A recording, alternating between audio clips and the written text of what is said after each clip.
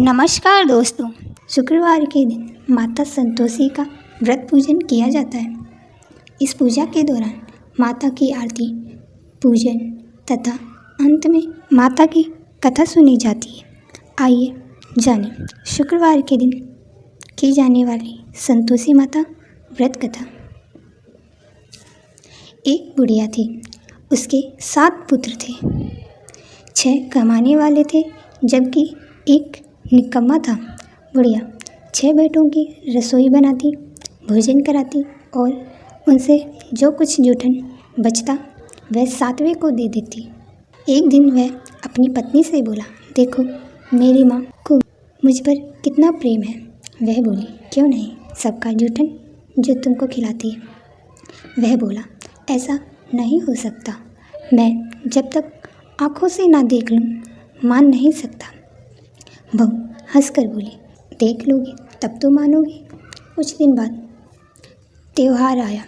घर में 7 प्रकार के भोजन और चूरमे के लड्डू बने। वह जांचने को सिर दुखने का बहाना कर पतला वस्त्र सिर पर ओढ़े रसोई में सो गया। वह कपड़े में से सब देखता रहा। 6 भाई भोजन करने आए। उनसे देखा, माँ ने उनके लिए सुंदर आसन बिछाया, 7 प्रकार की रसोई परोसी और आग्रह करके उन्हें जमाया। वह देखता रहा। 6 भोजन करके उठे तब माँ ने उनकी जूठी थालियों में से लड्डुओं के टुकड़े उठाकर एक लड्डू बनाया।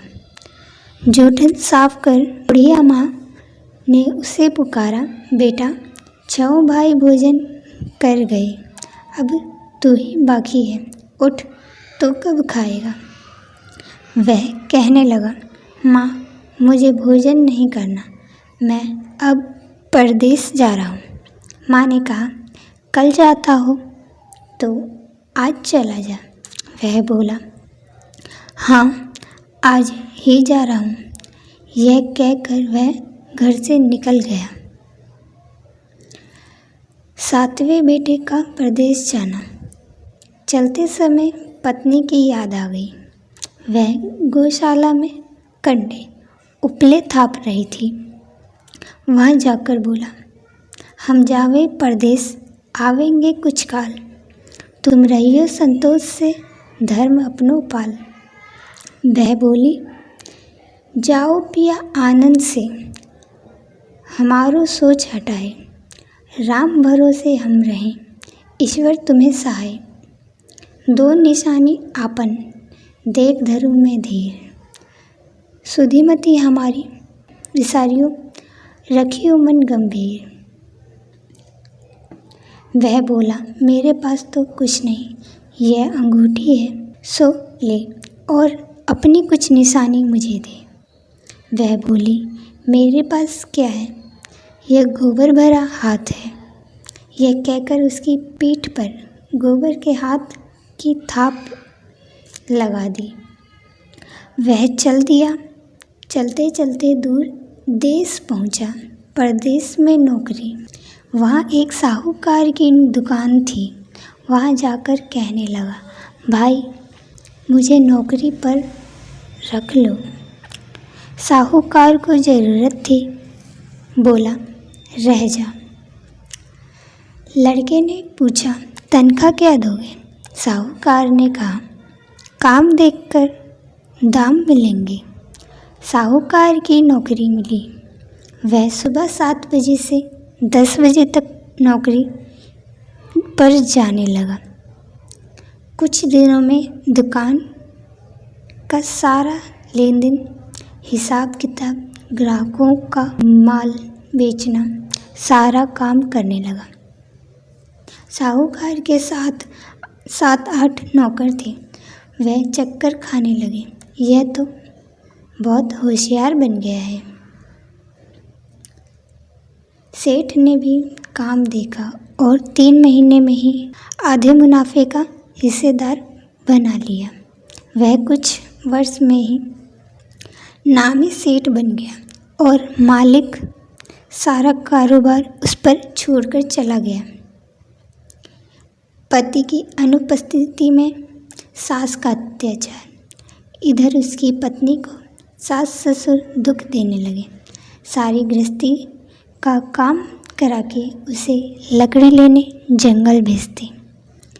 इस बीच घर के आटे से जो भूसी निकलती उसकी रोटी बनाकर रख दी जाती और फूटे नारियल की नरेली में पानी।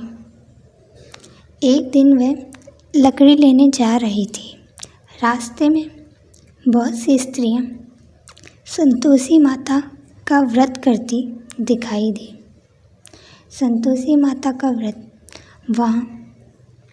वहाँ खड़ी होकर कथा सुनने लगी और पूछा, बहनों तुम किस देवता का व्रत करती हो और उसके करने से क्या फल मिलता है?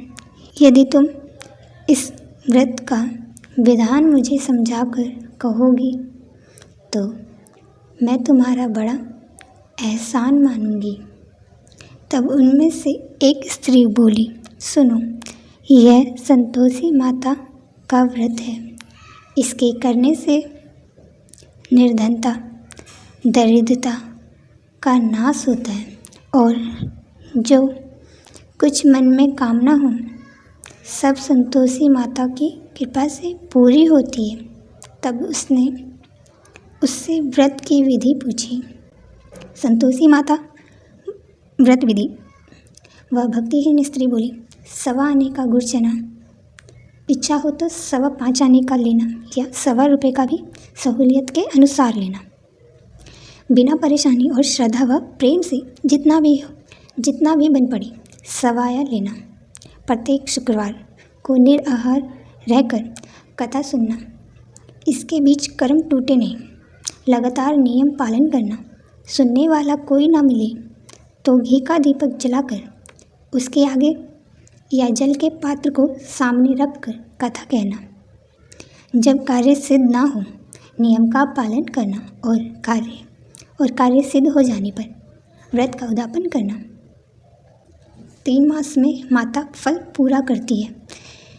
यदि किसी के ग्रह खोटे भी हों तो भी माता वर्ष भर में कार्य सिद्ध करती है। फल सिद्ध होने पर उद्यापन करना चाहिए, बीच में नहीं।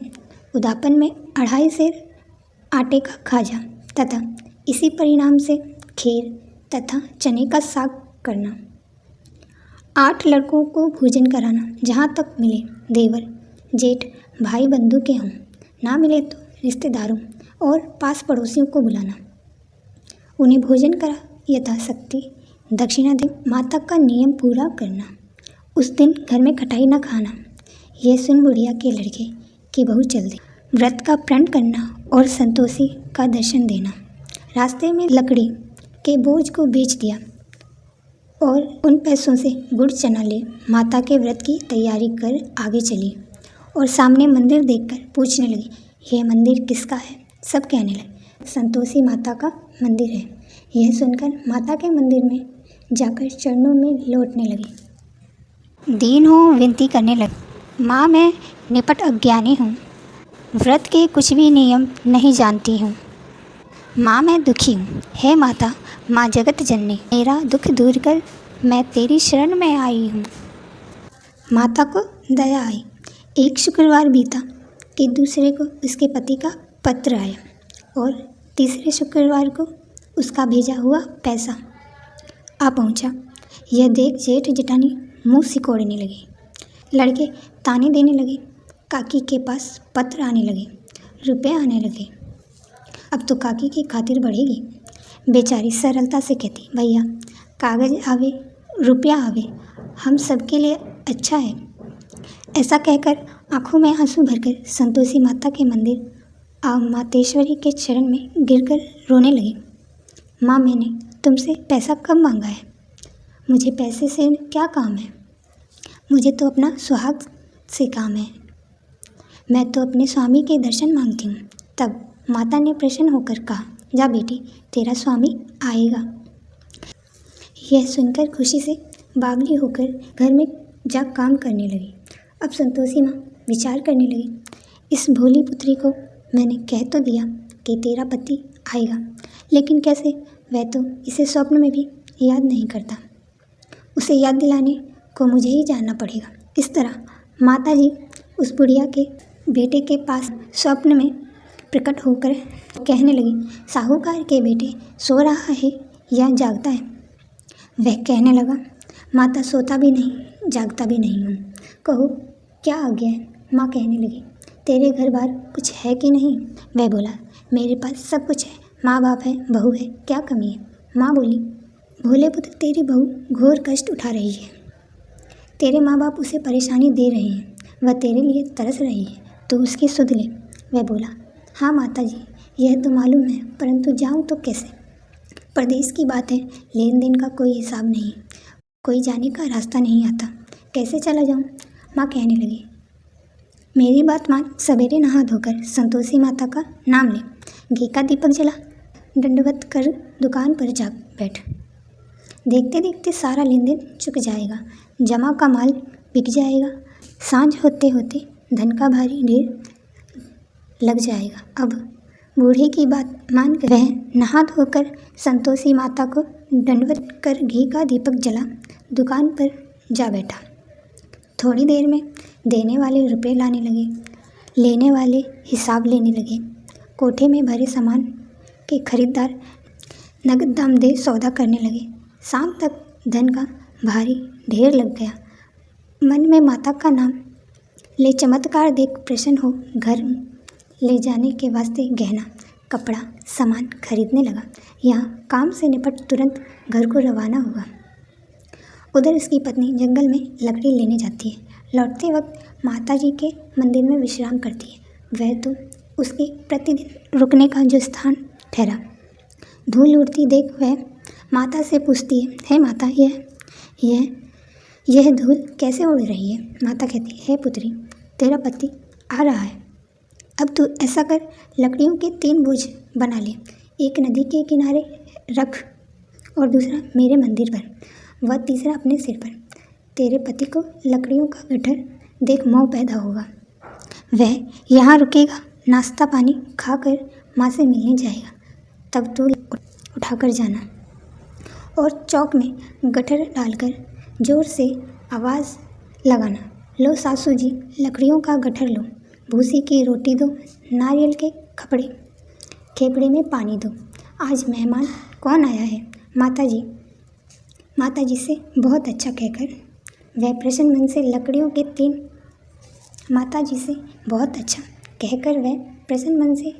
के 3 गट्ठर बनाई।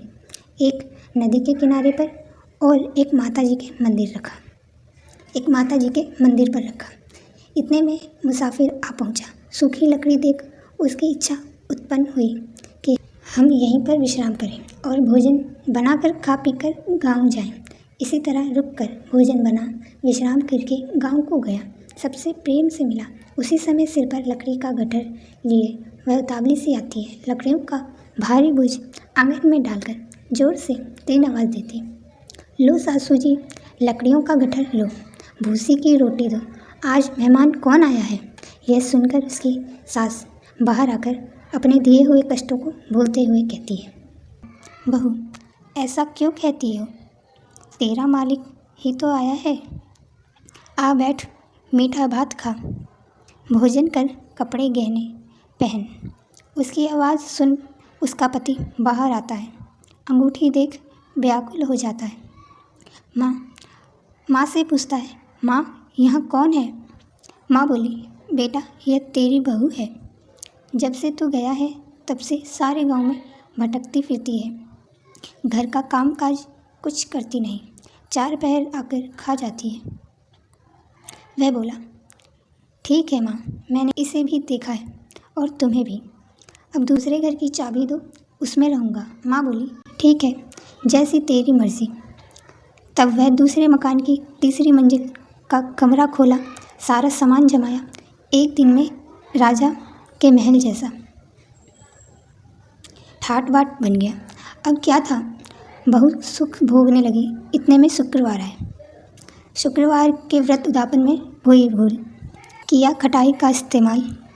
उसने पति से कहा, मुझे संतोषी माता के व्रत का उद्यापन करना है। पति बोला, खुशी से कर लो। वह उद्यापन की तैयारी करने लगी। जेठानी के लड़कों को भोजन के लिए कहने लगी। उन्होंने मंजूर किया, परंतु पीछे से जेठानी ने अपने बच्चों को सिखाया, देखो भोजन के समय खटाई मांगना, जिससे उसका उद्यापन पूरा ना हो। लड़के जीवने आए, खीर खाना पेट भर खाया, परंतु बाद में खाते ही कहने लगे, हमें खटाई दो, खीर खाना हमको नहीं भाता, देखकर अरुचि होती है। वह कहने लगी, भाई खटाई किसी को नहीं दी जाएगी, यह संतोषी माता का प्रसाद है। लड़के उठ खड़े हुए, बोले, पैसा लाओ। भोली बहू कुछ जानती नहीं थी, उन्हें पैसे दिए। लड़के उसी समय हट करके इमली खटाई ले खाने लगे। यह कहकर बहू पर माताजी ने कोप किया। राजा के दूत उसके पति को पकड़कर ले गए। जेठ जेठानी मनमाने वचन कहने लगे, लूट लूट कर धन इकट्ठा कर लाया है, अब सब मालूम पड़ जाएगा जब जेल की मार खाएगा। बहू से यह सहन नहीं हुए। माँ संतोषी से मांगी माफ़ी। रोती हुई माता जी के मंदिर गई, कहने लगी, हे माता तुमने क्या किया? हंसाकर अब भक्तों को रुलाने लगी। माता बोली, बेटी तूने उद्यापन करके मेरा व्रत भंग किया। वह कहने लगी, माता मैंने कुछ अपराध किया है, मैंने तो भूल से लड़कों को पैसे दे दिए थे, मुझे क्षमा करो, मैं फिर तुम्हारा उद्यापन करूँगी। माँ बोली, अब भूल मत करना। वह कहती है, अब भूल नहीं होगी, अब बतलाओ वे कैसे आवेंगे। माँ बोली, जा पुत्री, तेरा पति तुझे रास्ते में आता मिलेगा। वह निकली, राह में पति आता मिला। वह पूछी, कहाँ गए थे? वह कहने लगा, इतना धन जो कमाया है उसका टैक्स राजा ने मांगा था, वह भरने गया था। वह प्रसन्न हो बोली, भला हुआ, अब घर को चलो, कुछ दिन बाद फिर शुक्रवार आएगा। फिर शुक्रवार आया, फिर क्या, व्रत का उद्यापन। वह बोली, मुझे फिर माता का उद्यापन करना है। पति ने कहा, करो। बहू फिर जेठ के लड़कों को भोजन को कहने गई। जेठानी ने एक दो बातें सुनाई और सब लड़कों को सिखाने लगी, तुम सब लोग पहले ही खटाई मांगना। लड़के भोजन से पहले कहने लगे, हमें खीर नहीं खानी, हमारा ही जी बिगड़ता है, कुछ खटाई खाने को दो। वह बोली, खटाई किसी को नहीं मिलेगी, आना हो तो आओ। वह ब्राह्मण के लड़के लाकर भोजन कराने लगे। यथा शक्ति दक्षिणा की जगह एक एक फल उन्हें दिया। संतोषी माता प्रसन्न हुई। संतोषी माता का फल, माता की कृपा होते ही 9वें मास में उसके चंद्रमा के समान सुंदर पुत्र हुआ। पुत्र को पाकर प्रतिदिन माता जी के मंदिर को जाने लगी। माँ ने सोचा, यह रोज आती है, आज क्यों ना इसके घर चलूं। यह विचार कर माता ने भयानक रूप बनाया। गुड़ चने से सना मुख, ऊपर सूंड के समान होठ, उस पर मक्खियाँ भिनभिना रही थी। दहेली पर पैर रखते ही उसकी सास चिल्लाई, देखो रे, कोई चुड़ैल डाकिन चली आ रही है, लड़कों इसे भगाओ नहीं तो किसी को खा जाएगी। लड़के भगाने लगे, चिल्लाकर खिड़की बंद करने लगे। बहू रोशनदान में से देख रही थी। प्रसन्नता से पगली बन चिल्लाने लगी, आज मेरी माता जी मेरे घर आई है। वह बच्चे को दूध पीने से हटाती है। इतने में सास का क्रोध फट पड़ा। वह बोली, क्या उतावली हुई है, बच्चे को पटक दिया। इतने में माँ के प्रताप से लड़के ही लड़के नजर आने लगे। वह बोली, माँ मैं जिसका व्रत करती हूँ यह संतोषी माता है। सबने माता जी के चरण पकड़ लिए और विनती कर कहने लगे, हे माता, हम मूर्ख हैं, अज्ञानी हैं, तुम्हारे व्रत की विधि हम नहीं जानते, व्रत भंग कर हमने बड़ा अपराध किया है, जग माता आप हमारा अपराध क्षमा करो। इस प्रकार माता प्रसन्न हुई। बहू को प्रसन्न हो जैसा फल दिया वैसा माता सबको दी, जो पढ़े उसका मनोरथ पूर्ण हो। बोलो संतोषी माता की जय।